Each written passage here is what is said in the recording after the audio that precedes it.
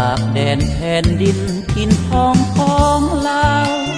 มาถึงแดนต่างดาวคิดถึงสาวด้วยใจห่วงหาถึงแม้นว่ากายจะอยู่อเมริกาไกลกันคนละขอบฟ้าอยากจะมาหาควนชีวีจะมันภาคเพียรเรื่องเวียกการงานบอกเคยคิดเกียจค้านแม้นเวียกงานจะหนักเต็มที่จะเก็บเงินทองเข้าของมาฝากคนดีคิดถึงน้องทุกนาที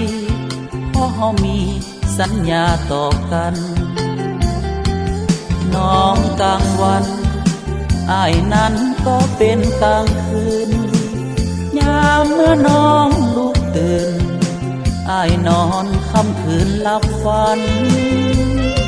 คนละขอบโลกทุกโศกบ่อาจหูทันเวลาที่แตกต่างกันความสัมพันธ์อย่าแตกต่างไป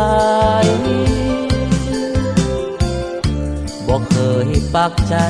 กับแม่มผมทองยังคิดหาแต่น้องผู้หมายปองน้องมาแนบกายอย่าลืมสาบานที่น้องนั้นเคยให้ไว้โปรดคิดถึงคนอยู่ไกลและหวังใจว่าน้องจะคอย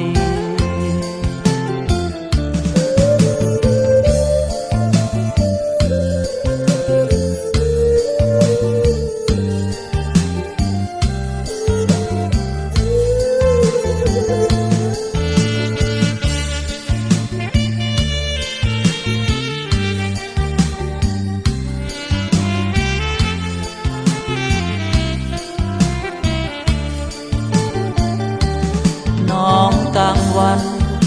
อ้ายนั้นก็เป็นกลางคืนยามเมื่อน้องลุกตื่นอ้ายนอนค่ำคืนหลับฝันคนละขอบโลกทุกโศกบ่อาจหูทันเวลาที่แตกต่างกันความสัมพันธ์อย่าแตกต่างไปบ่เคยปักใจกับแม่มผมทองยังคิดหาแต่น้องผู้หมายปองน้องมาแนบกายอย่าลืมสาบานที่น้องนั้นเคยให้ไว้โปรดคิดถึงคนอยู่ไกลและหวังใจ